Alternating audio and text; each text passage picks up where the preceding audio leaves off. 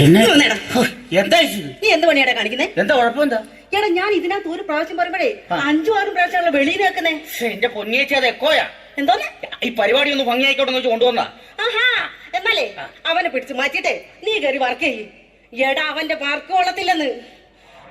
പിന്നെ അവന്റെ കാശ് നീ തന്നെ കൊടുത്തോളൂ. പിന്നെ പരിപാടി കഴിയുമ്പോ എക്കോടെ കാശ് എന്ന് പറഞ്ഞാൽ എന്റെ പിറകെ വന്നേക്കരുത്.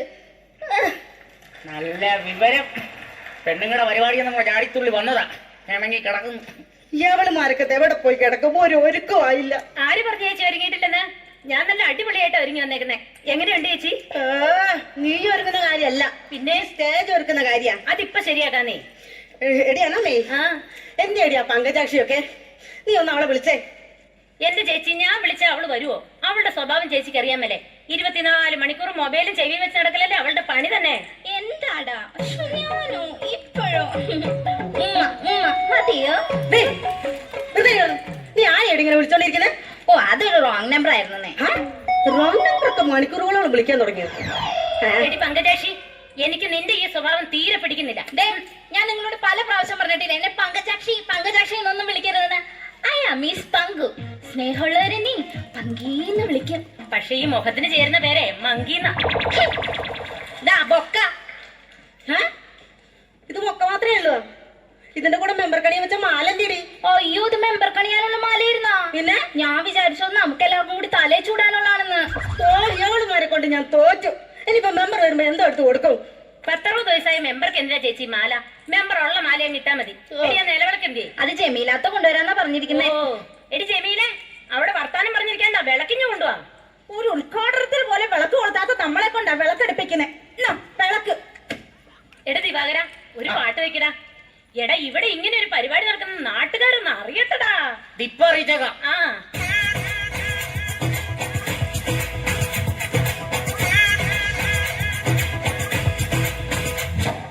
കൂട്ടം നേരം വര വെളുക്കുമ്പോ നുണ പറഞ്ഞിരിക്കണ കൂട്ടം, അയൽക്കൂട്ടം. ഇത് ബാങ്കുകാരെ പറ്റിക്കാനെ കള്ളപ്പണി ചെയ്യും ഒരു കൂട്ടം. നുണ പറഞ്ഞിരിക്കലെന്റെ അമ്മണിയെ, നുണ പറഞ്ഞിരിക്കാതെ പണിയെടുക്ക്. ഇതാരാടാ ഈ പാട്ട് വെക്കാൻ പറഞ്ഞത്? എന്റെ പൊന്നിയേച്ചി, അത് ഞാനങ്ങ് വിട്ടല്ല. ചേച്ചിയുടെ ഭർത്താവ് എന്നെ കൊണ്ട് നിർബന്ധിച്ചിടിച്ചതാ. ഓ എന്റെ ദൈവമേ, ഇങ്ങനെ ഒരു കെട്ടിയാൻ ഇത് ഞാൻ ഈ പരിപാടി കൊളവാക്കും. എന്റെ ഒരു വിധി. എടാ മരിയേ. എന്തോ അമ്മ? എടാ, നിന്റെ അടുത്ത് പടക്കം മേടിക്കാൻ കാശ് തന്നായിരുന്നല്ലോടാ? തന്നായിരുന്നു. എന്നിട്ട് എന്തിയാടാ പടക്കം? അത് ഞാൻ മേടിച്ച് ഫ്രിഡ്ജിൽ വെച്ചേക്കുവാ. കേരളത്തൊന്നും ഇല്ല, ഞാനത് ഫ്രീസറിനകത്താ വെച്ചേക്കുന്നത്. ഈ മണിക്കുട്ടിനൊരു കാര്യമായിട്ട് അയച്ചതാ, അത് നമുക്കറിയാലോ. ഈ മെമ്പർ വരുമ്പോ ഞാൻ എന്തോ എടുത്ത് പൊട്ടിക്കും.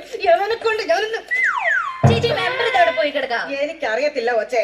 അയ്യോ സരള ചേച്ചിയെ, ഇങ്ങോട്ട് വന്നേ. കഴിഞ്ഞ ദിവസം ഞാൻ ഈ മെമ്പറുടെ വീട്ടിൽ ചെന്നപ്പോഴേ അവരാ വാതിൽ തുറന്ന് ഇറങ്ങി വന്നത്.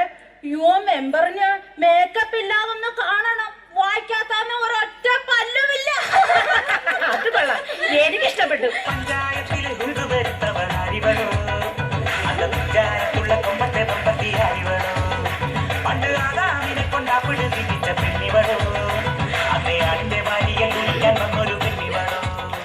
എന്റെ മെമ്പറെ, ഞാൻ ഇപ്പം മെമ്പറിന്റെ കാര്യം അങ്ങ് പറഞ്ഞതേ ഉള്ളൂ. എന്നെ അടിപൊളിയായിട്ട് ഒരുങ്ങി വന്നേക്കുന്നേ. എന്തൊരു ഗ്ലാമറ മെമ്പർ ചെയ്ത. പല്ലും വിറ്റും നല്ല മുല്ലമുട്ട് പോലെയല്ലേ ഇരിക്കുന്നത്. എന്താ മെമ്പർ ഈ സൗന്ദര്യത്തിന്റെ ഒരു രഹസ്യം? ഒന്ന് പറഞ്ഞതാ. പോടി അവിടുന്ന്. മെമ്പറെ, ഈ തലമുടി എന്താ മെമ്പറെ വെളുത്തിരിക്കുന്നേ? അത് അരിപ്പൊടിക്കമ്പിയുടെ ഉദ്ഘാടനത്തിന് പോയതാ. ഉദ്ഘാടനേ ഡൈ ചെയ്യാൻ മറന്നതാ. നീ എന്തെങ്കിലും പറഞ്ഞോ? അല്ല, മെമ്പർക്ക് ഒന്നിനും സമയമില്ലെന്ന് പറയൂ. പരിപാടി തുടങ്ങാം. പ്രിയമുള്ളവരെ, നമ്മുടെ ഈ ഒരു അയൽക്കൂട്ടത്തിന്റെ 10ാം വാർഷികത്തോടനുബന്ധിച്ച് നടത്തുന്ന പരിപാടിയുടെ ആധ്യേയമായ പ്രാർത്ഥനാ ഗാനം ആലപിക്കുന്നത് ഈ അയൽക്കൂട്ടത്തിലെ അംഗങ്ങളാണ്. അവരെ ക്ഷണിച്ചുകൊള്ളുന്നു. തൊഴിലിന്റെ പേരിൽ തരികിട വില ചെയ്താലോ കൂലിയും തുച്ഛമാ. പുല്ലുപറി എന്ന പേരിലും നാട്ടിൽ തെങ്ങും കുറ്റി വരെ മാന്തണം. തൊഴിലിന്റെ പേരിൽ തരികിട വില ചെയ്താലോ കൂലിയും തുച്ഛമാ. പുല്ലുപറി എന്ന പേരിലും നാട്ടിൽ തെങ്ങും കുറ്റി വരെ മാന്തണം. തെങ്ങും കുറ്റി വരെ മാന്തണം. തെങ്ങും തെങ്ങും കുറ്റി പാതി മാന്തി ഇട്ടിട്ടാണ് ഞാൻ വന്നത്. ഇനി ചെന്നിട്ട് വേണം ബാക്കി മാന്താന്. തെങ്ങും കുറ്റി വന്നാ പിന്നെ മാന്ത. പ്രിയമുള്ളവരെ, കാര്യപരിപാടിയിലേക്ക് കിടക്കാം. നമ്മുടെ പരിപാടി ഉദ്ഘാടനം ചെയ്യാൻ ഇവിടെ എത്തിയിട്ടുള്ളത് നമ്മുടെ ഈ പഞ്ചായത്തിന്റെ രോമാഞ്ചകഞ്ചുകമായ സ്ത്രീയുടെ ഉന്നമനത്തിന് വേണ്ടി അനുദിനം പോരാടിക്കൊണ്ടിരിക്കുന്ന നമ്മുടെ മിനിമോൾ മെമ്പറാണ് ഈ പരിപാടി ഉദ്ഘാടനം ചെയ്യാൻ ഇവിടെ എത്തിയിട്ടുള്ളത്. മിനിമോൾ മെമ്പറെ ഈ കർമ്മം നിർവഹിക്കുന്നതിനായി ക്ഷണിച്ചുകൊള്ളുന്നു.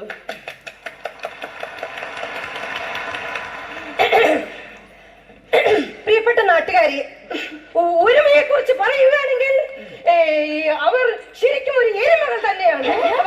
അല്ല, ഒരുമയുണ്ടെങ്കിൽ ഉലക്കപ്പുറത്തും കിടക്കാൻ തെളിച്ചവരാണ് ഈ ഇരിക്കുന്നവരെല്ലാവരും തന്നെ. നമ്മളെ എനിക്ക് സമയം ഉണ്ടായിട്ടല്ല കേട്ടോ ഞാൻ ഈ പരിപാടി ഉദ്ഘാടനം ചെയ്യുന്നേറ്റത്.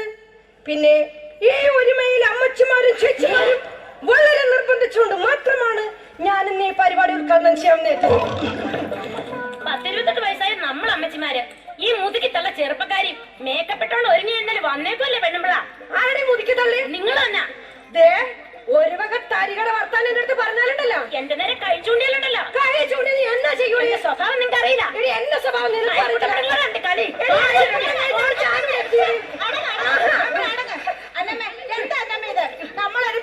നമ്മളൊരു പരിപാടി നടത്തുമ്പോ ഇവിടെ ഇങ്ങനാണോ? നിന്റെ ഭാഷ ശരിയല്ല. ഒന്നുമില്ല, എല്ലാവരുടെ പ്രായത്തെങ്കിലും മാനിക്കണ്ടേ എന്നമ്മേ? ഇങ്ങനാണോ നീ പ്രതികരിക്കുന്നത്? ഞാൻ ചോദിക്കാം, എന്താ കാര്യം? അല്ല, അവള് പറഞ്ഞത് കേട്ടില്ലേ? മുതുക്കിത്തള്ളാന്ന്. മുതുക്കിത്തള്ളേന്ന് അവള് പറഞ്ഞെന്ന് വെച്ചാൽ നീ അവളെ തല്ലുവോ?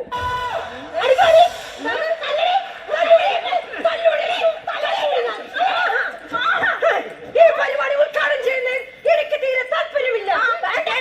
നീ ഉദ്ഘാടനം ചെയ്യണ്ടേ? നീയൊക്കെ ഒരുമകളല്ലടി, എരുമകളാണ്, എരുമകൾ. ഞാൻ അപ്പഴേ പറഞ്ഞ ഈ കിളവിയെ വിളിക്കണ്ടെന്ന. അടുത്ത അജണ്ട വിളിക്കും പ്രസിഡന്റെ. അടുത്തതായി സെക്രട്ടറി നിങ്ങളോട് 2 വാക്ക് സംസാരിക്കുന്നതാണ്. എടി ജമീലെ, നല്ല 4 വർത്താനം പറഞ്ഞേക്കണം. എടത്തി വാകര, ആ മൈക്കിന്റെ വളിയെ നല്ലോണം ഒന്ന് കൂട്ടിയിട്ടാ. അവളുടെ തറവാട് വരെ കേക്കട്ടെ. ഓളിയും കൂട്ടോ കാശം കൂടും. ആ എന്നാ ഉള്ള ഓളിയും മതി. അതാ നല്ലത്. ബഹുമാനപ്പെട്ട നാട്ടുകാരെ, പ്രിയപ്പെട്ട സഹപ്രവർത്തകരെ, ഒരുമ അയൽക്കൂട്ടത്തിന്റെ 10ാം വാർഷികത്തോടനുബന്ധിച്ചുള്ള ഈ വാർഷികത്തിൽ എനിക്ക് നല്ല 2 വാക്കുകൾ പറയാനുണ്ട്. നമ്മൾ സ്ത്രീകൾ എല്ലാ മേഖലയിലും പിന്നോക്കം നിൽക്കുന്ന ഒരു അവസ്ഥയാണ് ഇത് കണ്ടുവരുന്നത്. അത് തൊഴിലിന്റെ കാര്യത്തിലാണെങ്കിലും സ്പോർട്സിന്റെ കാര്യത്തിലാണെങ്കിലും. രാവിലെ 8 മണി മുതൽ വൈകുന്നേരം 5 മണി വരെ പാടത്തും പറമ്പിലും പുല്ല് പറിച്ചാൽ നമുക്ക് സർക്കാർ തരുന്നത് വെറും 150 രൂപയാണ്. അതേ ഗ്രൗണ്ടിൽ ക്രിക്കറ്റ് കളിക്കുന്ന ക്രിക്കറ്റ് കളിക്കാർക്ക് സർക്കാർ നൽകുന്നത് കോടികളാണ്. ഇത് അനുവദിച്ചുകൂടാ. ഒരു അയൽക്കൂട്ടത്തിലെ ചെറുപ്പക്കാരിയും സുന്ദരികളുമായ സ്ത്രീകളെ ഒരു ടീമാക്കി ക്രിക്കറ്റ് കളിക്കാൻ ഗ്രൗണ്ടിലേക്ക് ഇറക്കി വിട്ട നമുക്കും കിട്ടില്ലേ കോടികൾ? കോടികൾ കിട്ടും. ശരിക്കും പറഞ്ഞ എന്റേതൊരു സ്പോർട്സ് ഫാമിലിയാണ്. കാടുപണിയൊക്കെ ഇപ്പൊ സ്പോർട്സ് ആക്കി മാറ്റിയാ. ടി വിയിൽ ക്രിക്കറ്റുകൾ വരുന്ന ദിവസങ്ങളിൽ ഞാൻ എന്റെ ഭർത്താവിനൊരു തുള്ളി വെള്ളം പോലും കൊടുക്കാറില്ല. ഓ, ഇത് കേട്ടാ തോന്നുന്നു അല്ലാത്ത ദിവസം കൊടുക്കും. ശരിക്കും പറഞ്ഞ ഈ അയൽക്കൂട്ടത്തിലെ സ്ത്രീകൾക്ക് ക്രിക്കറ്റ് കളി എന്താണെന്ന് അറിഞ്ഞുകൂടാ. ഓ, അത്രയ്ക്ക് അങ്ങ് അറിയാമെങ്കിൽ ഒന്ന് പറഞ്ഞതാ കേക്കട്ടെ. ക്രിക്കറ്റ് കളി എന്താണെന്ന് വെച്ചാൽ ഒരു മുട്ടക്കാട്ടം മന്തെടുത്ത് കാലുകൊണ്ട് തട്ടി 10-20 രൂപ വെട്ടിച്ച് വലയിലോട്ട് അടിച്ചു കയറ്റുമ്പോഴല്ലേ ചേച്ചി റൺസ് കിട്ടുന്നേ? ഈ പറഞ്ഞത് ക്രിക്കറ്റ് അല്ല, ഹോക്കിയാ.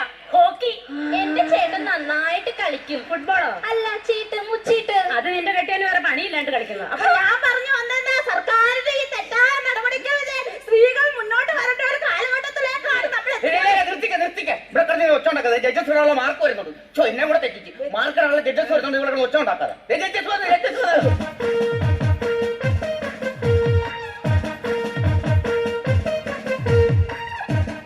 സാറേ, എന്റെ മോള് കളിക്കുന്നുണ്ടേ. 2ാമത്തെയാണേ. നല്ല മാർക്ക് ഇടണം കേട്ടോ. ഞാൻ സാറിന് വേണ്ട രീതി കണ്ടോളാം ഇത് കളിക്കുമ്പോ. വേണ്ട, എന്നെ സ്വാധീനിക്കാൻ ശ്രമിക്കണ്ട. നല്ലപോലെ കളിക്കുന്ന കുട്ടിക്ക് മാത്രമേ ഞാൻ പ്രൈസ് കൊടുക്കത്തുള്ളൂ. സാറേ, വെള്ളം വേണ്ട, ഒരു സോഡ മതിയായിരുന്നു. സോഡ എന്തിനാ സാറേ? ഒരു ക്വാർട്ടർ ഇപ്പം അടിക്കാൻ വേണ്ടിയാ. വേണ്ട, സോഡ തന്ന് എന്നെ സ്വാധീനിക്കണ്ട. സാറേ, ഞാൻ സോഡ തരാം. വേണ്ട, സോഡ തരാം സാറേ. സോഡ തന്ന് എന്നെ സ്വാധീനിക്കണ്ട. സാറേ, എന്റെ മോൾ 3ാമത് കളിക്കുന്നു സാറേ. സാറേ, സോഡ തരാം സാറേ. വേണ്ട, എന്ന് പറഞ്ഞാൽ നന്നായിട്ട് കളിക്കുന്ന കുട്ടിക്ക് പ്രൈസ് കൊടുക്കത്തുള്ളൂ.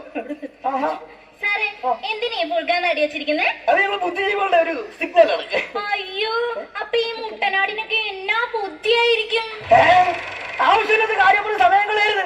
എനിക്ക് വേറെ മാർക്കിടാൻ പോകണ്ട പറഞ്ഞേക്കാം. ആഹാ, സിസ്റ്റമിൽ വിളിച്ചേ. ഈ വേദിയിൽ നൃത്ത മത്സരം ആരംഭിക്കുകയാണ്. Chess number 1.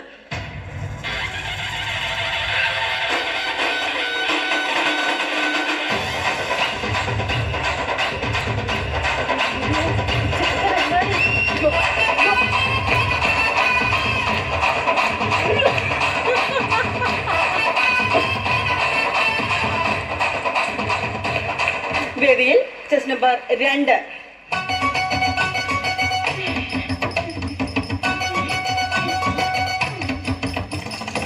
വയനാടൻ മലയിലെ കുറിച്ച പെണ്ണവൾ പുലി പോലെ ചീറ്റുന്ന നീലിപ്പെണ്ണ് കടലെരിയും കണ്ണിണയും പടിവത്ത നേരിയുമായി നീന്തി അമ്പുമായി പായും പെണ്ണ് അവൾ ഊരിന്റെ ഓമനയാ നീലിപ്പെണ്ണ്.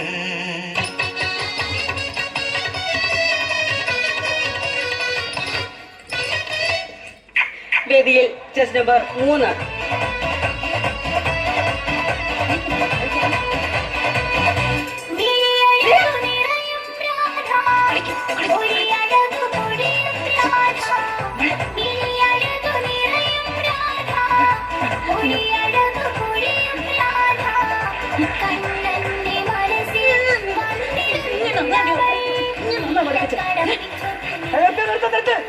ഇത് സിംഗിൾ ഡാൻസ് ആണ്, ഗ്രൂപ്പ് ആണോ?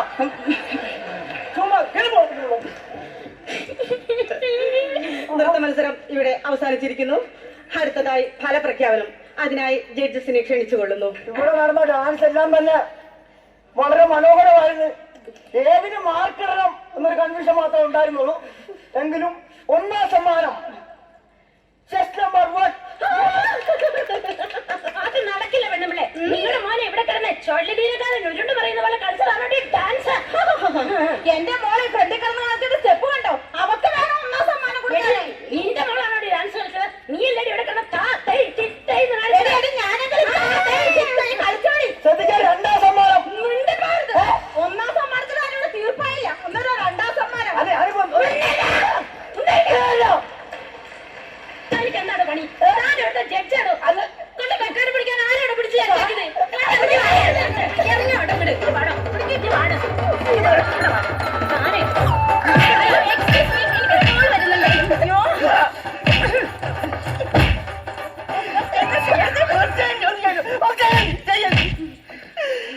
എന്റെ ദൈവമേ, കേവലം ഒരു അയൽക്കൂടത്തിന്റെ പരിപാടിക്ക് മാർക്കിടാൻ വന്നിട്ട് എന്റെ സ്ഥിതി ഇതാണെങ്കിൽ സ്കൂളിൽ മാർക്കിടാൻ പോയിരുന്നെങ്കിൽ എന്റെ ഗതി എന്തായാലേ.